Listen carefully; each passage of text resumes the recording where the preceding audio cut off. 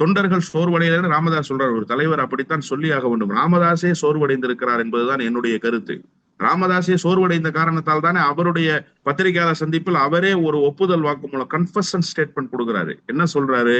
எப்போது மாவட்ட செயலாளர்கள் கூட்டத்தை அழைத்த போது 7 மாவட்ட செயலாளர்கள் வந்தார்களோ அன்றைக்கே நான் செத்து போய்விட்டேன் என்று சொல்லுகிறார் ராமதாஸ். இந்த தமிழ்நாட்டு களத்தில் என்னை போல இயங்குகிற தலைவர்கள் இல்லை என்று மாறுதட்டி கொண்டிருந்த ராமதாஸ், எப்படி வந்தாலும் அதை எதிர்கொள்வதற்கு துணிச்சல் இருக்கிறது என்று சொல்லிக் கொண்டிருந்த ராமதாஸ், மாவட்ட செயலாளர் கூட்டத்துக்கு மாவட்ட செயலாளர்கள் வரவில்லை என்று சொன்னவுடன் நான் செத்து போய்விட்டேன் என்று சொல்கிற அளவுக்கு அவர்தான் இன்றைக்கு முடங்கி போயிருக்கிறார். அவரே முடங்கி போயிருக்கிறார் என்று சொன்னால் கட்சிக்குள் எப்படி உற்சாகம் இருக்கும்? கட்சியினுடைய தொண்டர்களிடத்தில் எப்படி உற்சாகம் இருக்கும்? குழப்பமான மனநிலை. இன்றைக்கு கூட ஒரு வலைதளத்திலே ஒரு பதிவை நான் பார்க்க நேர்ந்தது. அன்புமணியும் ராமதாசும் சேர்ந்து இருக்க வேண்டும் என்பதற்காக பாட்டாளி மக்கள் கட்சியின் சார்பில் ஒரு யாகம் வளர்க்கிற நிகழ்வை எங்கள் தஞ்சை மாவட்டத்தில் நடத்துகிறார்கள். அப்படி என்று சொன்னால் தொண்டர்களுடைய மனநிலையை யோசிச்சு பாருங்க.